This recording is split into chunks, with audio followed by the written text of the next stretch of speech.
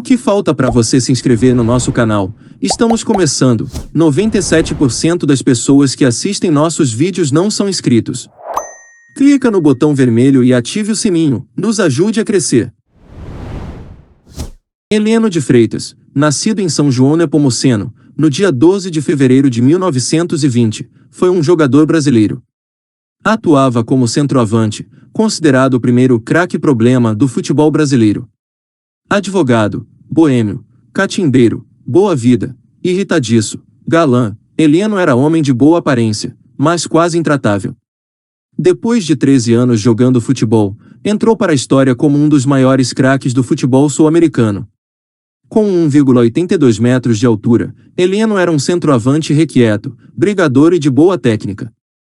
Heleno começou a carreira como meio-campista. Geninho, ex-companheiro de Botafogo, descreveu o estilo de jogo de Heleno. Heleno buscava a bola bem além do meio-campo e estava sempre em posição de recebê-la. Sabia distribuir muito bem. Mesmo marcado, de costas para o gol, sabia como chutar. Não me lembro de ninguém, na década de 1940, praticando esse tipo de jogo. Eduardo Galeano descreveu um famoso gol de Heleno no livro O Futebol ao Sol e à Sombra, ocorrido em 1947 em um confronto entre Botafogo e Flamengo. Heleno estava de costas para o arco. A bola chegou lá de cima. Ele parou-a com o peito e se voltou sem deixá-la cair. Com o corpo arqueado e a bola no peito, enfrentou a situação. Entre o gol e ele, uma multidão. Na área do Flamengo havia mais gente que em todo o Brasil. Se a bola caísse no chão, estava perdido. E então Heleno pôs-se a caminhar, sempre curvado para trás, e com a bola no peito atravessou tranquilamente as linhas inimigas. Ninguém podia tirá-la sem fazer falta, e estavam na zona de perigo. Quando chegou às portas do gol, Heleno endireitou o corpo. A bola deslizou até seus pés. E ele arrematou. Dono de gênio destemperado, que muitas vezes o fazia ser expulso e até mesmo brigar com companheiros de equipe. Heleno de Freitas foi apelidado de Gilda por seus amigos do Clube dos Cafajestes e pela torcida do Fluminense, por seu temperamento e por este ser o nome de uma personagem da atriz norte-americana Rita Hayworth em filme de mesmo nome. Descoberto por Neném Prancha no time do Botafogo de Praia, Heleno se transferiu para o Fluminense depois que o Botafogo fechou a sua equipe juvenil. Retornou ao Botafogo em 40, com a responsabilidade de substituir o ídolo Carvalho Leite e não decepcionou a torcida. Heleno foi o maior ídolo alvinegro antes de Garrincha, mesmo sem nunca ter sido campeão pelo clube. Marcou sua passagem pelo Botafogo com 204 gols em 233 partidas, tornando-se o quarto maior artilheiro da história do clube. Deixou o General Severiano em 48, quando foi vendido ao Boca Juniors, da Argentina, por 600 mil cruzeiros, ou 200 mil pesos, na maior transação do continente. Heleno ainda se tornou correspondente esportivo do jornal Diário Carioca na Argentina. No Clube Atlético Boca Juniors não obteve sucesso. Marcou 7 gols em 17 jogos e o Boca Juniors finalizou em oitavo entre 16 equipes no Campeonato Argentino de Futebol. Retornou ao Brasil contratado pelo Vasco da Gama por 100 mil pesos. No Vasco da Gama conquistou o Campeonato Carioca de 49 com o memorável Expresso da Vitória. Em março de 50, Heleno abandonou um treino do Vasco da Gama alegando estar sendo sabotado pelos seus companheiros. Repreendido, Heleno discutiu com o técnico Flávio Costa e teve que ser apartado pelos companheiros. Heleno foi afastado por indisciplina e teve seu passe colocado à venda por 300 mil cruzeiros. Em 1950, o Atlético Júnior de Barranquilha, da Liga Pirata da Colômbia, adquiriu o seu passe por empréstimo. Na sua passagem pela Colômbia ganhou a admiração de Gabriel Garcia Marques. Garcia Marques escreveu que Heleno poderia ser romancista criminal soberbo, pelo seu senso de cálculo, seus movimentos calmos de investigador e os seus resultados rápidos e surpreendentes. Em 51, Heleno retornou ao Brasil e se reapresentou ao Vasco da Gama. Na ocasião discutiu publicamente com Flávio Costa e foi expulso de um baile por cheirar lança-perfume. Oferecido a outros clubes, Heleno foi recusado pelo São Paulo Futebol Clube e cogitou abandonar a carreira. Acabou se acertando para defender o Santos. Após uma curta passagem pelo futebol paulista, Heleno retornou ao Rio de Janeiro. Prometendo se regenerar, Heleno foi contratado pelo América, onde encerraria a carreira, tendo jogado apenas uma partida pelo clube de Campos Sales. Foi também sua única partida no estádio do Maracanã.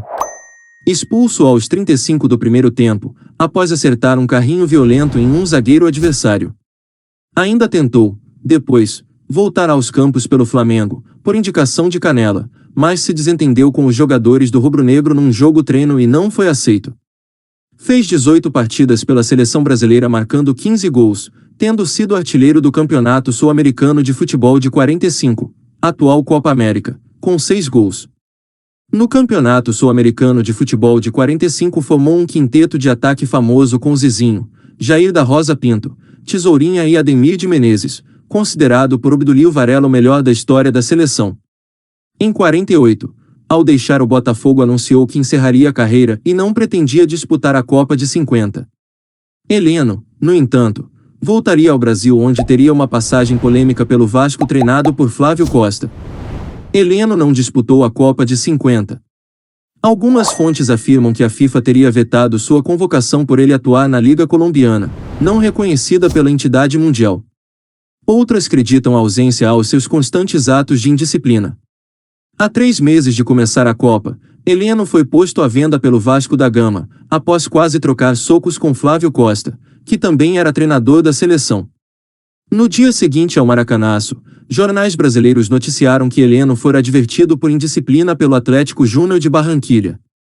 Em julho de 50, Heleno deu uma entrevista a um jornal colombiano que teve grande repercussão no Brasil. Heleno responsabilizou o técnico Flávio Costa pelo desastre do Maracanã e afirmou que com ele seria diferente. Se eu estivesse no comando do ataque, o Brasil não perderia esse Mundial. Conheço a manha dos uruguaios. Obdulio Varela não faria comigo metade do que fez com o nosso ataque. Perdemos por incapacidade do técnico que tornou nossa seleção um bando de frouxos, incapazes de reação. Um bando de fracos, castrados e medrosos. Em 51, Heleno se reapresentou ao Vasco da Gama. O técnico Flávio Costa abandonou o treino e foi tirar satisfações de Heleno sobre as declarações. O jogador negou a entrevista, mas o técnico não acreditou. Os dois discutiram publicamente no portão de São Januário. Heleno sacou uma arma, mas o próprio técnico desarmou. No dia seguinte, Flávio Costa declarou: infelizmente fui obrigado a dar uma lição em Heleno. Fui por ele ofendido em declarações públicas e, na ocasião, não fui desagravado por quem tinha esse dever. Na primeira oportunidade teria que repetir o que disse sobre a minha reputação profissional. Não repetiu e foi castigado. A sua arma não me mete medo. A lição está dada. Desagravei-me, para mim, está tudo encerrado. Heleno passou os últimos anos de vida internado em um sanatório. Por ser um jogador boa pinta, elegante, de classe alta e boêmio, envolvia-se com várias mulheres e, consequentemente, teve complicações com sífilis, que o deixou louco. Segundo o ex-goleiro Danton, Heleno, já internado em um sanatório, assistia acompanhado de um médico os jogos do Olympique de Barbacena. Dentre seus delírios megalomaníacos, Danton ouviu contar que teve casos amorosos com várias mulheres bonitas, incluindo um caso nunca comprovado com Eva Perón no período em que jogou na Argentina. Em 56, o time do Botafogo foi visitá-lo no sanatório. Encontraram Heleno deformado pelos remédios, desdentado e calvo. De acordo com Marcos Eduardo Neves, nas dependências da Casa da Saúde, Heleno tornara-se agressivo, xingava as pessoas à toa. Um dos enfermeiros contaria que, num acesso de demência, chegou a botar 4 cigarros acesos na boca e 2 nas narinas. Passou a rasgar as próprias roupas e volta e meia anda nu pela casa. Na manhã de 8 de novembro de 59, o enfermeiro foi levar-lhe o café da manhã e o encontrou morto. Após 4 anos, 10 meses e 25 dias de tratamento, os médicos constataram o óbito, aos 39 anos, por paralisia progressiva. E para finalizar esse breve resumo sobre a carreira de um dos melhores e mais polêmicos jogadores brasileiros da história, seguem algumas de suas conquistas. Pelo Brasil, Copa Roca, 45. Copa Rio Branco, 47. Pelo Botafogo. Torneio início do Campeonato Carioca, 47. Campeonato Carioca de Aspirantes, 44 e 45. Pelo Vasco da Gama. Campeonato Carioca, 49. Campeonato Carioca de Aspirantes, 45. 49. Pelo Santos. Taça Santos, 52. Torneio FPF, 52. E foi isso, galera. Não se esqueça de se inscrever no canal e deixar o seu like para ajudar nosso trabalho.